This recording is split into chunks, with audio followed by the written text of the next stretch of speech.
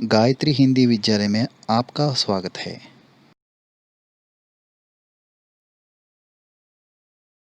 नमस्ते बच्चों, मेरा नाम सतीश, मैं हिंदी अध्यापक हूँ। आज मैं 10वीं कक्षा के छठवां पाठ अंतर्राष्ट्रीय स्तर पर हिंदी पाठ में दूसरा भाग पढ़ाना चाहता हूँ। पाठ के संबंधित मैं कुछ प्रश्न पूछना चाहता हूँ। भारत देश की राजभाषा क्या है? भारत देश की राजभाषा हिंदी है। भारतीय स्वतंत्रता संग्राम में सभी को एक सूत्र में बांधने के लिए डैश की आवश्यकता है। एक भाषा की आवश्यकता है। वो भाषा क्या है? हिंदी भाषा। आज हम इस पाठ में हिंदी भाषा का महत्व सीखेंगे। किताब खोलकर देखिए और सुनिए। अगर कोई शंका होती तो गूगल क्लासरूम में पोस्ट कीजिए।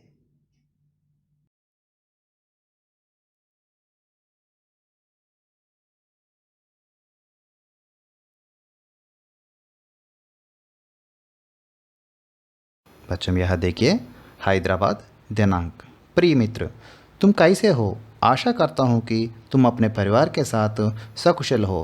यह जानकर बड़ी प्रशंसा हुई कि तुम हिंदी से जुड़े हुए विविध कार्यक्रमों में भाग ले रहे हो। లెటర్ స్టార్ట్ చేసే ముందు మనం స్టేషన్ డేట్ వేస్తాం కాబట్టి ఇక్కడ హైదరాబాద్ డేట్ వేసాం. తర్వాత ప్రియమిత్ర, తుమ్ కైసే హో, నీవు ఎలా ఉన్నావు? ఆశా కర్తా హూ కి తుమ్ అప్నే పరివార్ కే సాత్ సకుశల్ హో, అంటే నీవు నీ కుటుంబ సభ్యులందరితోటి క్షేమంగా ఉన్నావని ఆశిస్తున్నాను. यह जानकर बड़ी प्रसन्नता हुई कि तुम हिंदी से जुड़े हुए विविध कार्यक्रमों में भाग ले रहे हो. అంటే హిందీకి సంబంధించినటువంటి కార్యక్రమాల్లో నువ్వు పాల్గొనుచున్నావని, లేకపోతే నువ్వు పాలు పంచుకుంటున్నావని తెలిసి నాకు చాలా సంతోషంగా ఉంది. అంటే నేను చాలా సంతోషించేతిని.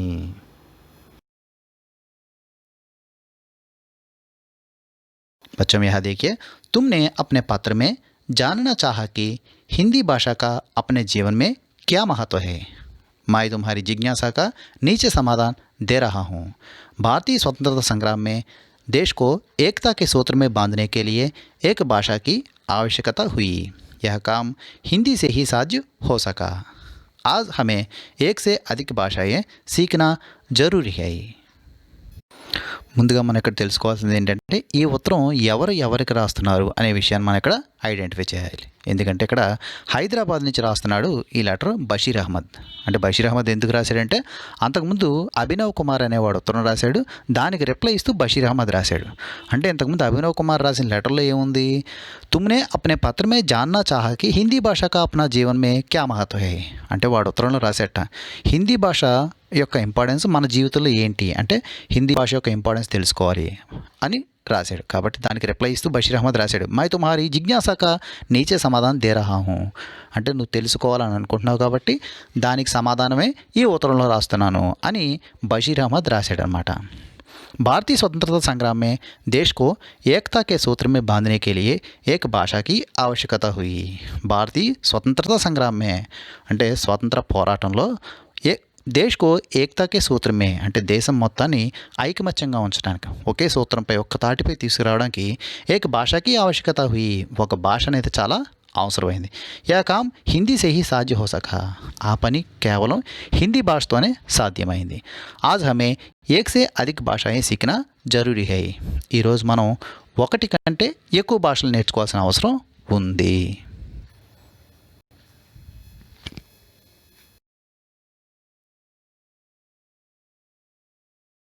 बच्चों में यहाँ कुछ शब्द दे दिया है, देखिए. जीविका रोजी, ऑक्यूपेशन परिवार परिजन फैमिली, कुशल दक्ष एक्सपर्ट और स्किल्ड, प्रसन्नता संतोष हैप्पीनेस, भाग लेना शामिल होना टू पार्टिसिपेट.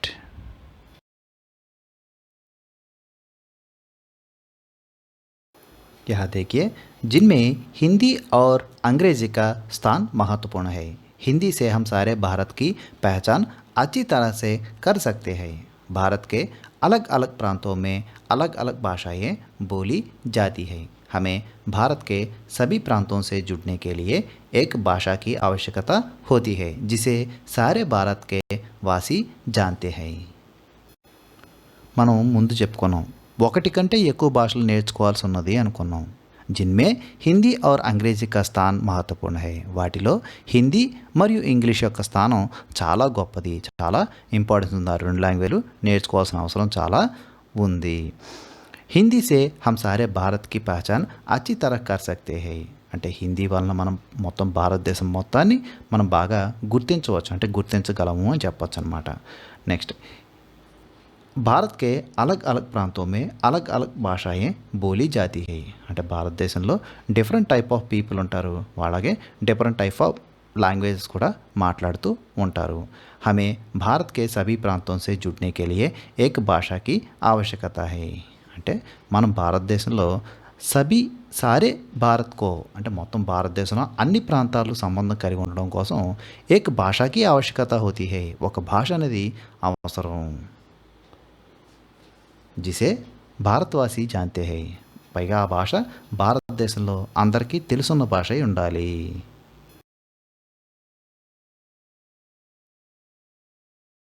यहाँ देखिए वैसी भाषा ही हिंदी है जो सारे भारतीयों को एकता के सूत्र में बांधती है हिंदी अपने शाब्दिक अर्थ से भी भारतीय कहलाते हैं वैसी ही భాష హిందీ है ఇందాక మనం అనుకున్నాం అందరికీ తెలుసున్నదే భాష ఉండాలి అనుకున్నాం ఆ భాషే హిందీ जो सारे भारतीयों को एकता के सूत्र में बांधती है అంటే మన భారతీయులందరినీ కూడా ఐక్యతా సూత్రం అంటే ఐకమత్యంగా ఒక సూత్రం మీద ఒక్క తాటిపై తీసుకురావడానికి ఒక భాష కావాలనుకున్నాం అది మనల్ని అందరినీ కూడా ఐకమత్యంగా బంధిస్తుంది హిందీ अपने शाब्दिक अर्थ से भी भारतीय कहलाते हैं హిందీని శాబ్దిక అర్థ అంటే శాబ్దిక అర్థం అంటే లిటరల్గా చూసుకున్నా సరే దాన్ని పరిశీలిస్తే అది ఒక భారతీయ భాష అని మనకి అర్థమవుతుంది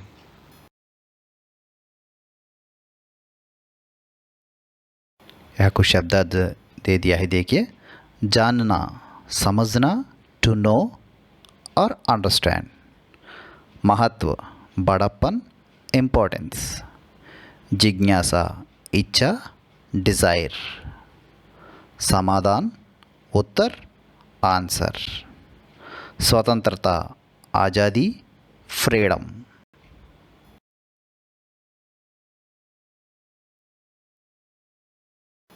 यह देखिए इसलिए देश के वर्तमान और भविष्य को ध्यान में रखकर भारतीय संविधान ने अनुच्छेद 343 के तहत हिंदी को 14 सितंबर 1949 को राजभाषा के रूप में गौरवान्वित किया तब से हम हर वर्ष 14 सितंबर को हिंदी दिवस मनाते हैं इसलिए देश के वर्तमान और भविष्य को ध्यान में रखकर అంటే దేశం తాలూకు వర్తమానం ప్రజెంట్ భవిష్యత్ ఫ్యూచర్ రెండింటిని దృష్టిలో పెట్టుకొని ధ్యాన్ మే రక్కర్ భారతీయ సంవిధాన్నే అంటే మన భారత రాజ్యాంగం నేషనల్ కాన్స్టిట్యూషన్ బేస్ చేసుకుని అనుచ్ఛేద్ 343 ఆర్టికల్ 343 ప్రకారం హిందీ को सितंबर 14 1949 को అంటే హిందీని 14 सितंबर 1949ని రాజ్భాషా के रूप में అంటే మన నేషనల్ లాంగ్వేజ్ కింద గౌరవాన్విత్ కియా అంటే గౌరవించారు అలాగే రికగ్నైజ్ చేయడం కూడా జరిగింది तब से हम हर वर्ष 14 सितंबर को हिंदी दिवस मनाते हैं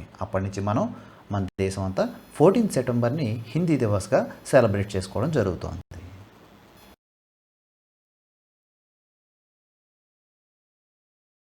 बच्चों यहाँ देखिए आज भारत के अलावा Bangladesh Nepal Myanmar Bhutan Fiji Guyana Suriname Trinidad एवं टोबैगो दक्षिण Africa Bahrain Kuwait Oman Qatar Saudi Arab गणराज्य Sri Lanka America England Germany Japan Mauritius Australia आदि देशों में हिंदी की मांग बढ़ती जा रही है आज భారత్ కే అలావా అంటే ఈరోజు భారతదేశంలోనే కాకుండా ఇతర దేశాల్లో అంటే Bangladesh Nepal Myanmar Bhutan Fiji Guyana Suriname Trinidad Tobago దక్షిణాఫ్రికా Bahrain Kuwait Oman Qatar Saudi Arabia Sri Lanka America England Germany Japan Mauritius Australia మొదలగు దేశాల్లో అంటే ఆది దేశం మే హిందీ की मांग बढ़ती जा रही है అంటే హిందీ పైన మక్కువ పెరుగుతోంది అంటే అక్కడ కూడా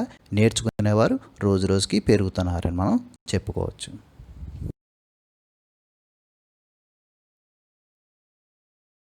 बच्चों में यहाँ कुछ शब्द दे दिया है देखिए रोजगार व्यवसाय एम्प्लॉयमेंट आधार, आलंबन, बेस और फाउंडेशन।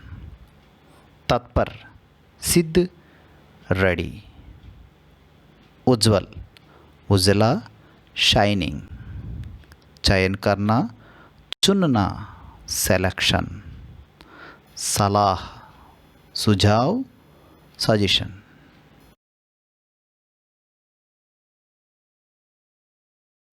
यह गृह कार्य में 2 प्रश्न दिया है, एक बार लिखकर पढ़िए। सांस्कृतिक दृष्टि से हिंदी का क्या महत्व है? दूसरा वाला, हिंदी भाषा की क्या विशेषता है?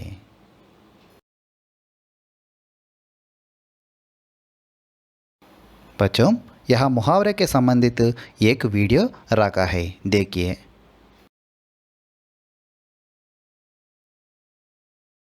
और उनका वाक्यों में प्रयोग।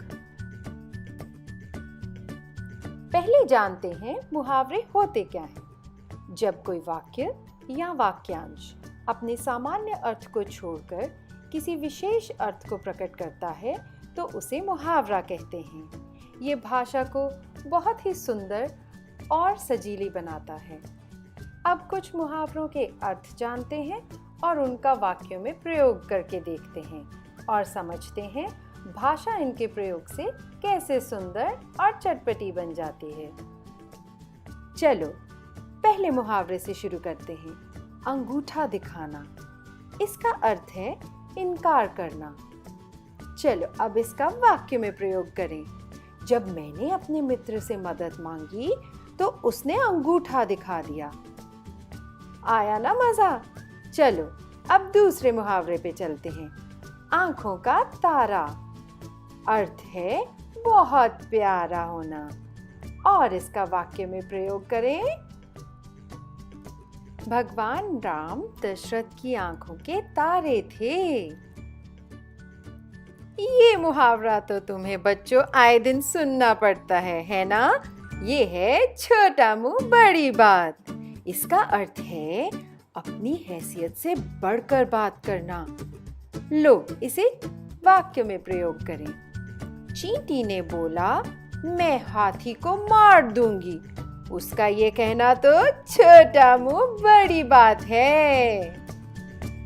अगले मुहावरे की ओर चलते हैं। ये है अक्ल मारी जाना। इसका अर्थ है घबरा जाना। अब इसका वाक्य में प्रयोग करते हैं। प्रश्न पत्र देखते ही मोहन की अक्ल मारी गई। ये तो हम सबके साथ होता है। कब? परीक्षा के वक्त, है ना बच्चों?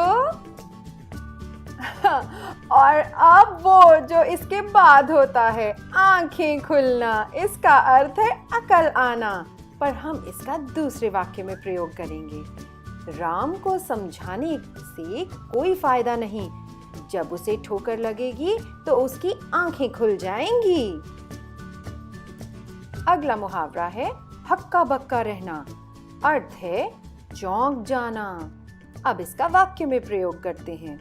अपने शत्रु को अपने घर पर आया देखकर मान हक्का बक्का रह गया। अब देखें अगला मुहावरा कौन सा है। तस से मस ना होना।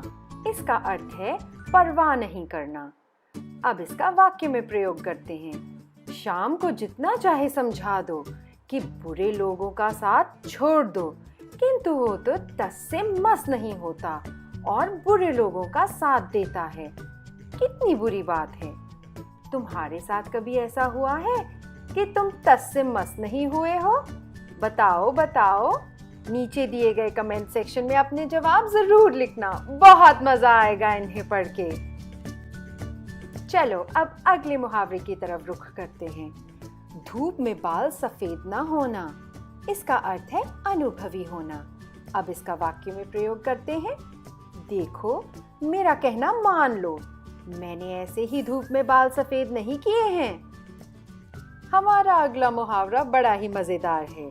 चोली दामन का साथ। अर्थ है हमेशा साथ साथ रहना। अब इसका वाक्य में प्रयोग करते हैं। राम और श्याम चाहे जितना मर्जी झगड़ा कर लें, फिर भी उनमें चोली दामन का साथ है, क्योंकि वह एक दूसरे के बिना नहीं रह सकते। बोलो तुम्हारे भी मित्रों के साथ तुम्हारा चोली दामन का साथ है ना? बोलो, है ना? अगर है तो अब उन सभी दोस्तों के नाम नीचे दिए गए कमेंट सेक्शन में लिखो, ताकि हमें भी पता चले आपका चोली दामन का साथ किस किस मित्र के साथ है। अब हमारा अगला मुहावरा, चादर के बाहर पैर पसारना। इसका अर्थ है आय से ज्यादा खर्च करना। अब इसका वाक्य में प्रयोग करते हैं। चादर से बाहर पैर पसारने वाले अक्सर लोग दुखी ही रहते हैं। चलो बच्चों, आज के लिए बस इतना ही, लेकिन बहुत मजा आया इन वाक्यों। बच्चों, आज हम पात्रवेदा पाठ अंतरराष्ट्रीय स्तर पर हिंदी में दूसरा भाग सीख लिया है। आने वाले कक्षा में तीसरा भाग सीखेंगे। यहाँ गृह कार्य में 2 प्रश्न दिया है। ये 2 प्रश्न परीक्षाओं के लिए भी उपयोगी है, इसलिए एक बार लिखकर पढ़िए।